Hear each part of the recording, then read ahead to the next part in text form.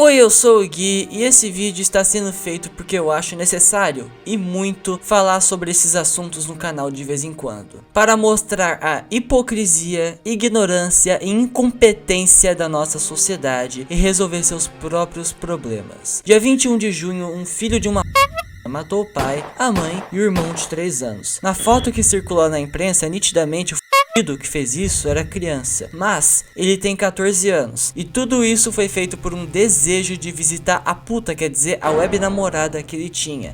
Kat tinha 15 anos. Todo o crime foi incentivado pela namorada, entendam isso. É nítido até pelas mensagens que saíram na mídia, e por sinal, nenhuma foi pelo Discord. E essa informação vai ser importante. Que fique claro que tanto o energúmeno quanto a mini bisca são psicopatas. O foda é que não se pode diagnosticar menor de idade com transtorno da personalidade antissocial, que é a psicopatia. Mas é nítido que eles têm traços de psicopatia, por toda a frieza na ação deles. O cara matou os pais incentivado pela web namorada e ainda ia para o Mato Grosso, e ele é do Rio de Janeiro, para matar a web sogra. Os dois estão apreendidos, entre aspas, né, que quer dizer que estão presos, e ainda vão passar por análise psicológica para ver se serão julgados como doentes mentais ou como infratores comuns. Mas em geral ficam no máximo 3 anos presos. E o debate da maioridade penal volta à tona, né?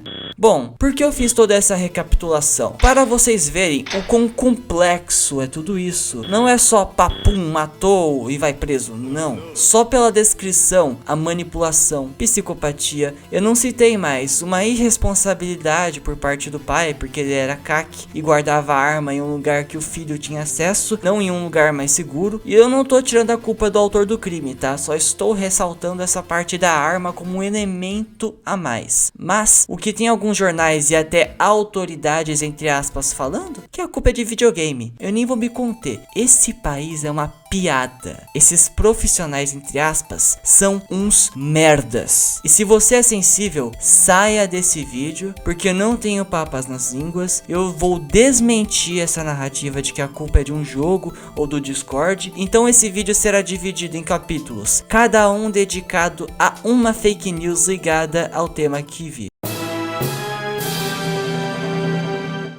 Eu vi jornais como a Record tinha que ser também, Veja e Band vinculando o crime ao game The Coffin of Andy and Lily, ou Laylee, não sei. É um jogo que conta a história de 2 irmãos, sendo que a menina, a Laylee, ao longo do jogo nitidamente vai manipulando o irmão, Andy, para ele não ficar com outras garotas. Ameaça as namoradas dele e garotas que querem ficar com ele por ciúmes. A Laylee sente atração pelo irmão. Ela é a vilã do jogo e ela vai manipulando ele para fazer coisas horríveis para ficar com ela. E nisso eles cometem canibalismo, matam os pais, fazem rituais, mas tudo isso acontece em decorrência da manipulação. E o jogo deixa bem claro que ela é má. Até a mãe da Laylee em certo momento deixa isso bem claro. E o Andy aos poucos vai perdendo a humanidade e cede às vontades da irmã. A polícia, vulgo o delegado Carlos Augusto Guimarães, diz que os dois se referiam às vítimas com os nomes dos personagens do jogo. Só que o foda é que a fonte do maluco sobre o jogo é a Wikipédia. Teria sido apresentado por ele, pela outra adolescente, e eles passaram a comentar sobre o jogo. Eles não jogaram esse jogo, mas viram em plataformas, redes sociais como o YouTube, como eram os personagens, como era a vida desses personagens, e se identificavam com esses personagens. Esse jogo, pelo que eu pesquisei no Wikipédia, é um jogo que havia sido já banido, proibido na Austrália, mas que depois voltou, foi reclassificado com 18+, né, para pessoas acima de 18 anos. Então, deve ser um jogo bem diabólico. Eles citam ali que falavam que esse era um casal de irmãos que praticavam incesto e que matavam os pais no final do jogo, enfim. O cara está investigando um crime bizarro desses. O embasamento dele para falar de uma coisa que teria inspirado, entre aspas, é a Wikipédia. Esse é o nível da pesquisa e investigação que esses caras fazem. O cara com certeza não foi atrás da história para ver toda a manipulação. Isso tem muito a dizer sobre a conduta que eles praticaram ali e em quem se espelharam. Ele fala que se espelharam no jogo, mas para alguém se inspirar em uma personagem manipuladora, cruel e psicopata, a pessoa no mínimo tem que ser igual. A nossa cultura é um reflexo do nosso mundo. Nós, seres humanos, temos a criatividade de criar histórias. O filósofo Umberto Eco falava que uma narrativa tem que ter elementos da realidade para fazer sentido para quem consome. Nós só conseguimos entender a violência que está em um jogo e ver que aquilo é violência porque antes temos o conhecimento que a violência existe na vida real. Mas, veja bem, isso é algo prévio. Antes o indivíduo já tinha a noção da violência e do que é certo e do que é errado. Por isso esses psicopatas veem esses personagens e se identificam, porque o psicopata já não tem essa repulsa à violência. Aquele conteúdo chocante no jogo foi pensado para deixar pessoas desconfortáveis, para provocar, mas em um psicopata com mente criminosa, isso não acontece. Assim como pessoas ditas normais se inspiram em pessoas reais ou personagens com virtudes. Isso até acontece em âmbitos religiosos, como os católicos, que têm os santos como exemplos. Então, tendo em mente tudo que eu falei, e por sinal, deixarei minhas fontes bibliográficas e eletrônicas na descrição, eu pelo menos acho que é absolutamente impossível um jogo moldar o caráter e conduta dessas pessoas. O próprio delegado diz que eles não jogaram, afinal é um jogo exclusivo de Steam, né? O acesso é mais restrito. Eles não jogaram esse jogo, mas viram em plataformas, redes sociais como o YouTube. Eles pesquisaram na internet. Com essa fala, pressupõe-se que eles iam atrás de conteúdos que atendiam aos pensamentos deles. Um doente como esses dois malditos não vai, sei lá, ler a Bíblia online, ou até vai ler, mas para manter a aparência. Ele vai ir atrás de coisas que servem para nutrir esse desejo da personalidade psicopática dele. Os jornais mais imbecis, como a Record principalmente e Band, deixam a entender que eles se conheceram jogando o The Coffin of Andy and Lily, mas o jogo é offline. E a própria fala do delegado do caso, que fala muita besteira, mas aí ele foi importante, diz que eles sequer jogavam. É o famoso telefone sem fio, e é mais uma prova de que o que temos no Brasil é um jornalismo de pós-verdade. Dois se conheceram na internet em um jogo de extrema violência e terror psicológico, e passaram a manter um relacionamento virtual. Profissionalismo, gente! Fora que eles têm um relacionamento ou se conheciam há 6 anos. O jogo saiu em 2023. Nem a data de lançamento do jogo esses jornalistas, filhos de uma puta, tiveram coragem de ir atrás. O que importa não é a verdade, são os cliques, né? Seus merdas. Eu construí parte do raciocínio no capítulo anterior, mas continuarei aqui. Uma falácia que está sendo amplamente divulgada é de que o jogo teria causado crime. O delegado diz que eles se referiam entre eles como Andy e Lily, sendo o otário e a biscate respectivamente. Só que aí entramos no mesmo raciocínio que mostrei antes, afinal, eles nitidamente se identificavam com esses personagens. Por quê? Simplesmente porque a mini Bisca, de 15 anos, é uma manipuladora. Ela tratava o assassinato dos pais como uma prova de masculinidade do otário. Por isso ele é um otário, porque caiu no papo dessa piranha. Há aqueles que defendem que os jogos causam uma dessensibilização. E uma pessoa que defende isso está sendo bem audaciosa. Porque existem estudos que provam, entre aspas, como esse da USP, conduzido pela pesquisadora Luísa Chagas Brandão. Na própria matéria de divulgação do estudo, a especialista que deveria defender essa narrativa escorrega feio, porque ela diz: o consumo da violência via televisão é passivo, enquanto o consumo da violência no videogame é ativo. Então, quando você está jogando um jogo violento, você está praticando a violência, ainda que nesse universo simulado. Eu concordo com essa frase em partes, só que como eu disse antes, me embasando no Umberto Eco, a violência na cultura e nas narrativas existe porque antes ela existiu em outro lugar. A violência que é vista na televisão, por exemplo, em um jornal como muitos desses que atacam os games, é real, e a pessoa que assiste sabe que é real, sabe que aquele assassinato, latrocínio, estupro e tudo de ruim aconteceu de verdade, enquanto que no jogo é pura ficção. Você querer equivaler a violência de um jogo à violência real é uma grande omissão, e a própria doutora Chagas Brandão diz: essas associações são falsas, porque elas são simplistas, é uma série de fatores de risco e de elementos que vão se somando num nível inconsciente. Absolutamente qualquer pessoa pode ser influenciada pelo consumo de mídias violentas. violentas, independentemente dela estar raciocinando ou não sobre isso. Se uma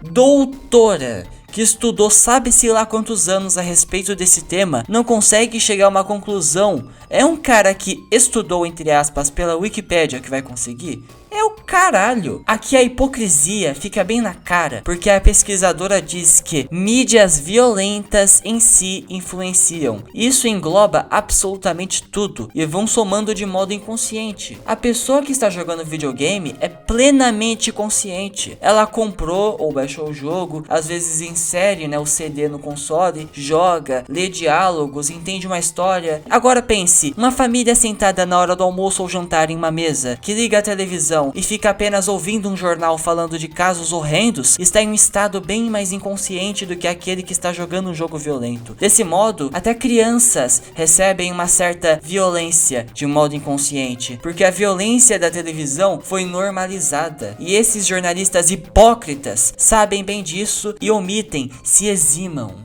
Tem esse artigo, Mídia e Violência, um olhar sobre o Brasil, feito por essas 3 pessoas, que fala justamente da responsabilidade da mídia no enfrentamento da violência e como muitas vezes ela transforma a violência em um espetáculo. Ao divulgar crimes, os veículos se preocupam com pormenores das situações, tornando a violência um grande e minucioso assunto. A informação jornalística já não basta, o importante passa a ser a perpetuação do interesse pelo crime, comparável ao que ocorre nas novelas, no sentido de levar ao extremo os acontecimentos para envolver os indivíduos. Aí basicamente fala que o jornalismo muitas vezes se preocupa em chocar, não em informar, tanto que tem até a comparação com entretenimento, com novela e tal. Nesse tipo de discurso, os criminosos são apresentados como pessoas de hábitos comuns ou de hábitos exóticos, conforme o que render mais audiência. Entrevistas são conduzidas na sala de visitas dos agressores, a exemplo do mesmo casal Nardoni, acusado de haver defenestrado a menina Isabela. Aí continua. Em um clima informal, a violência é apresentada como um elemento comum ou banal, e entre o horror, o escândalo, a raiva e o medo, o telespectador não consegue se livrar do assunto, que já agenda a conversa no ônibus, no condomínio,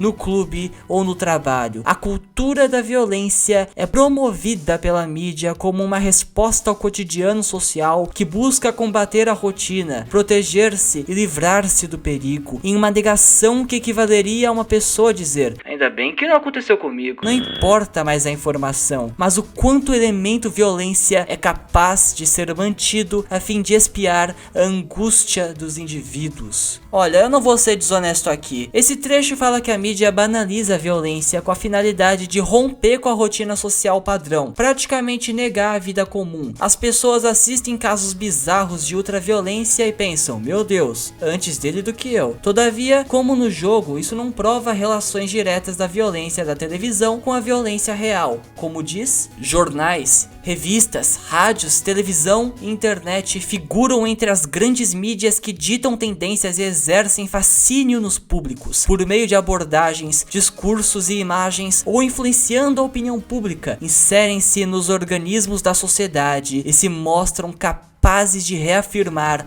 valores como a liberdade, a paz e a solidariedade. Por certo, não se pode considerar ser da mídia a única responsabilidade sobre o estímulo ou incentivo a variadas formas de violência, ou sobre a promoção de comportamentos violentos. Porém, não se pode negar que os impactos sociais que ela causa podem originar a banalização do tema, ao explorar atos violentos a partir de imagens e sentidos de conflitos sociais. Em suma, há uma linha tênue entre banalizar, dessensibilizar e incentivar. Um dos primeiros vídeos que vi sobre o caso foi do canal do Paulo Matias. Bom, e nesse vídeo que eu vi, tinham várias pessoas discutindo, sobre o assunto, sobre o que teria causado. E entre essas pessoas, tem uma que eu realmente admiro, que é a Carla Albuquerque. Pra quem não sabe, ela é uma diretora, até responsável pelo canal Investigação Criminal, e a área onde eu vejo ela atuando mais, até por causa das coisas do Discord em 2023, é a área digital, de crime digital, de investigação desses esses crimes, de fazer entrevista, juntar prova, ouvir vítimas até. Ela faz um trabalho legal por esse lado, eu admiro muito isso. Tanto que ela foi extremamente importante pra dar luz àquele caso do Discord do King, né, que foi preso e tal. Só que nessa entrevista, ela falou muita besteira. O jogo, inclusive, ele é banido em vários países. Inclusive, ele é banido no Brasil. Eu vou trazer o nome do jogo aqui para vocês. E, peraí, deixa eu pegar aqui. Tá na tela, Carlinhos. Já tá na tela ali? Tá bom. É o The Coffin of Andy and Lily. Isso é um jogo. Isso é um jogo. Olha a estética do jogo, porque ele é um jogo que você parece que é uma coisinha infantil, né? São 2 bonequinhos, só que eles são irmãos. E eles cometem incesto, gente. O que é incesto? Eles vão se relacionar sexualmente ali, vão se apaixonar. O irmão se apaixona pela irmã e eles vão matar a família. Já começa que ela tem uma visão simplista sobre o jogo. Ela fala que o irmão se apaixona pela irmã. Mas no começo desse vídeo, eu deixei claro que as coisas não são tão simples assim. Tudo isso é fruto de uma manipulação que a Lily ou Ashley faz. Além disso, ela espalha uma enorme fake news de que o jogo foi banido no Brasil. Até onde vi, ele só foi banido na Austrália. E por sinal, ele voltou reclassificado. Ou seja, isso aqui tem inclusive um servidor dentro de qual plataforma? Do Discord. Com 30 mil usuários. 30 mil 30 usuários. mil Gente, usuários. Ou seja, é tudo muito perigoso.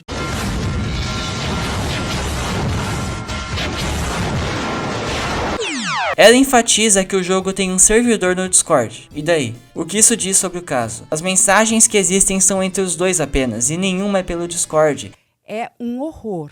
Eu não consigo entender uma pessoa criar isso. Ela mete um como alguém pode criar um jogo assim? Engraçado que se fala assim dos jogos, mas não se fala assim de filmes, por exemplo. Afinal, como pode alguém criar um filme que fala sobre um cara com uma máscara feita de pele humana que sai por aí cortando pessoas com uma serra elétrica? Ou até, como pode alguém fazer um filme inspirado em um palhaço que matou e estuprou diversos meninos? Eu acabei de descrever 2 clássicos do cinema, O Massacre da Serra Elétrica e It. E também tem um escritor que ninguém conhece, sabe? Edgar Allan Poe, do século XIX, conhecido por escrever histórias macabras que se tornaram clássicos, abordando temas como morte e tristeza, principalmente com muita morbidez. E aí, é inadequado também? É nocivo? Bora queimar todos os livros dele? Pelo amor de Deus, né? E outra coisa, imagina como é que não deve ser a cabeça de uma pessoa que vai lá e cria um canal chamado Investigação Criminal, dedicado só a falar de crime, como aconteceu, o que aconteceu e explicar exatamente como foi o crime e como foi a investigação do crime no YouTube pra todo mundo ver. Imagina como é que não é a cabeça de uma pessoa que faz isso, né? Pelo amor de Deus, essa lógica dessa mulher não tem nem pé, não tem nem cabeça, velho, dá até pra usar contra ela.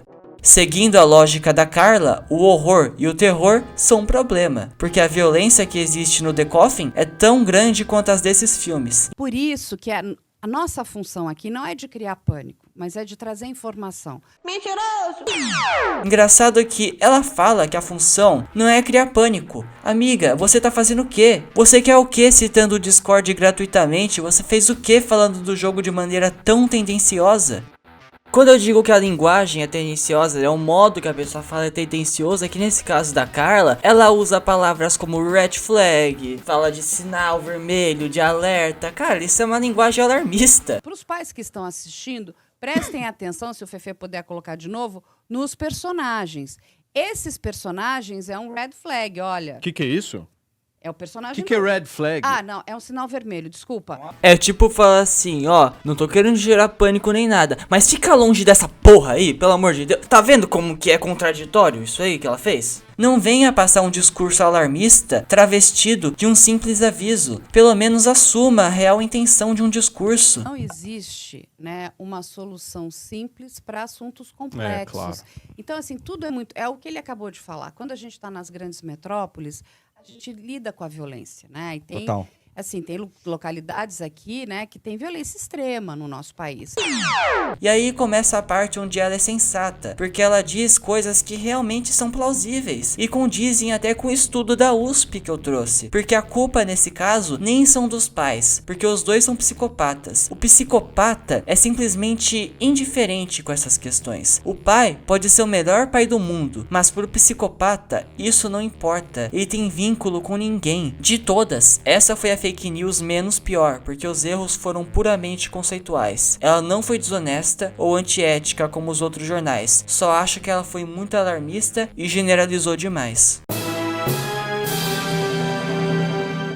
É notável como sempre em alguma matéria, reportagem ou notícia tem um especialista, entre aspas, que opina ou faz constatações sobre o tema. E quando são assuntos como o que está sendo falado aqui, chamam pedagogos / professores, psicólogos, psiquiatras, por se tratar de um caso criminal, né, o delegado do caso. E nas matérias mais escrotas, algum gamer, entre aspas, que não sei o que faz em uma reportagem dessas. O cara já deve saber, já deve estar calejado que é uma matéria sensacionalista.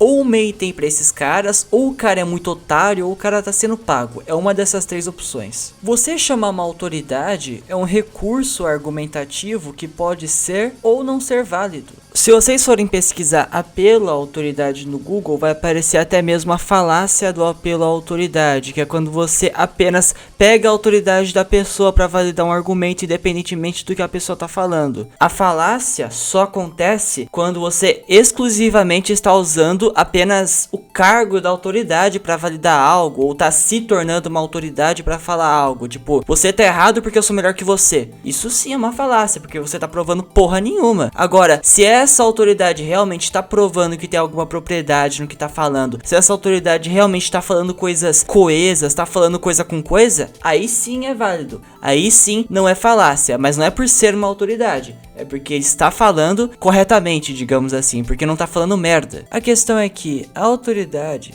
pode errar.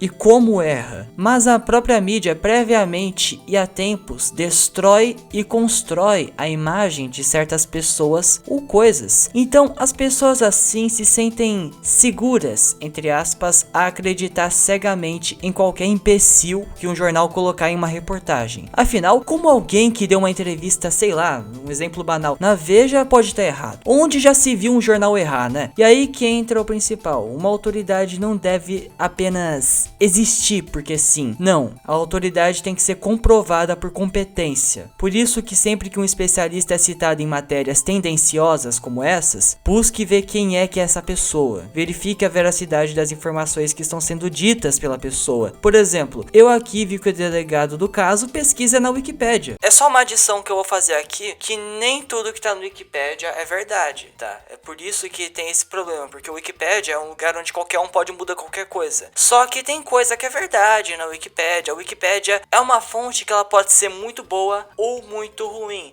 Por isso que quando você for pesquisar no Wikipédia, você desce, vai lá embaixo e vai ter as referências das coisas que você tá lendo. E você pesquisa pelas referências, não pela Wikipédia em si. Isso é uma prova de como a sociedade é moldada por autoridades que são os famosos especialistas em porra nenhuma. Em suma, na maioria dessas matérias, os jornais apenas recorrem a autoridades porque sim, e não porque se importam. Afinal, sabem que vão aceitar qualquer merda que está sendo dita. E aqui fica um questionamento que eu quero que vocês pensem bem. Não é tão difícil, mas eu quero que você pense bem. Qual fake news que é mais perigosa? A que foi dita por um Zé Ninguém ou a que é dita por uma autoridade? Claro que é a da autoridade. Por exemplo, no caso da Marielle Franco, né, a vereadora que foi baleada, uma desembargadora espalhou uma mentira, né, uma verdadeira difamação póstuma da Marielle. Ela foi até penalizada depois. E essa desinformação caiu na mídia e virou uma fake news que só foi desmentida um tempo depois. Todo mundo acreditou. Por quê? Porque era uma desembargadora, não era uma Zé Ninguém, né? Ou uma Maria Ninguém nesse caso, né? Então é fácil falar pra todo mundo tomar cuidado com fake news e se isentar, né?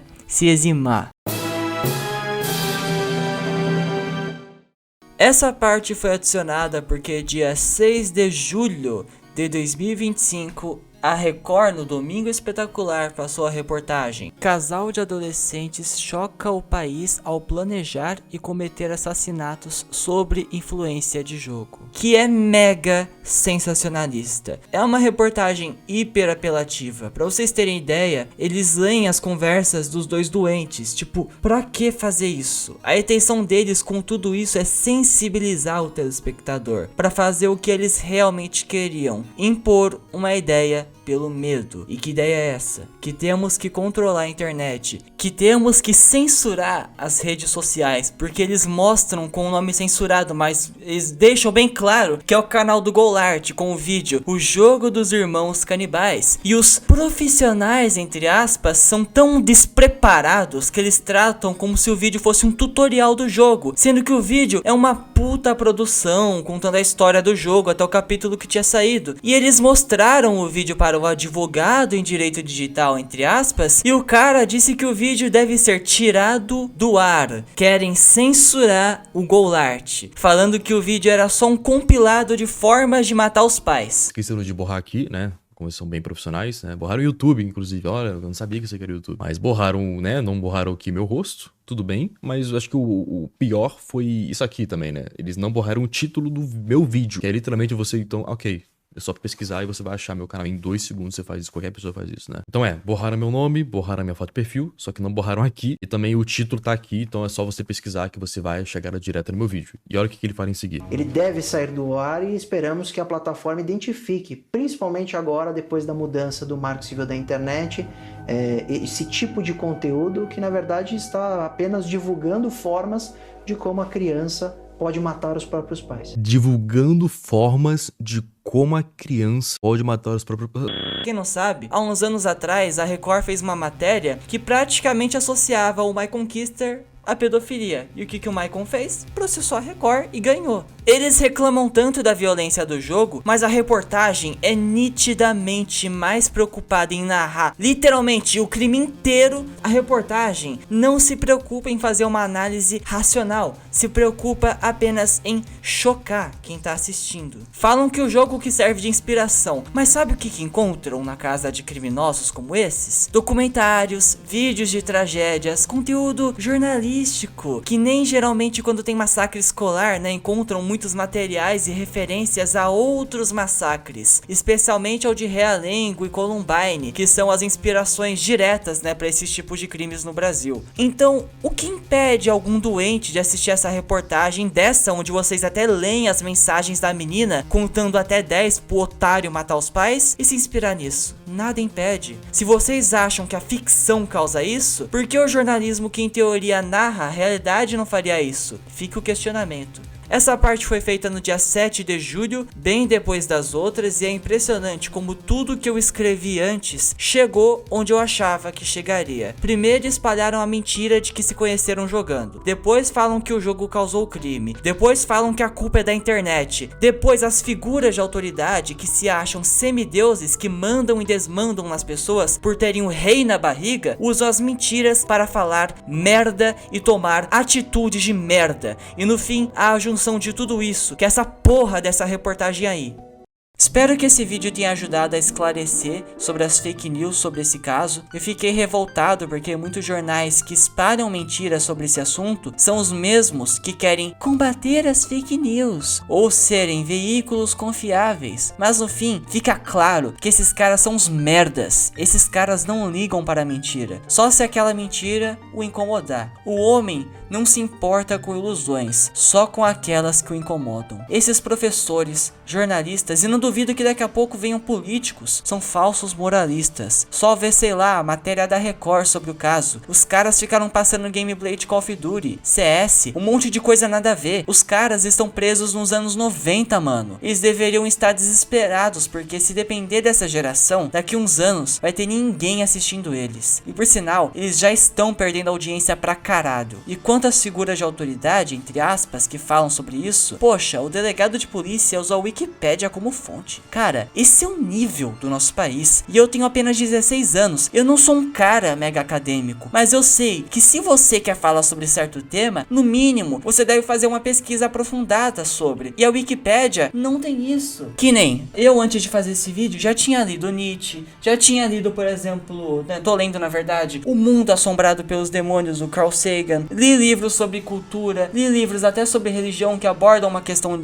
cultural. Sabe, eu tenho uma certa base, pelo menos, de leitura que eu fiz, né, de artigo também que eu fui lendo. Agora, o cara vai fazer uma investigação criminal e se orienta pela Wikipédia? Pelo amor de Deus também, né, cara? Isso gera o que eu falei no último vídeo de Jojo, né? A pessoa pega uma opinião mal construída, toma como verdade e sai espalhando. Mesmo se não foi na desonestidade, a pessoa sai espalhando uma mentira. No caso dos jornais, é desonestidade sim, porque não é de hoje que esses comédias do caralho ficam atacando os jogos. Mas no caso da Carla e até do delegado, foi despreparo. Não foi algo cinicamente feito para atacar o jogo. E não foi bem um sensacionalismo. Mas a ação deles, né, especialmente do delegado, gera um futuro sensacionalismo por parte da mídia. Então, eu não vou terminar esse vídeo com o clichê de busquem portais confiáveis, busquem fontes confiáveis, porque, sinceramente, não existe portal e não existe fonte confiável. Consuma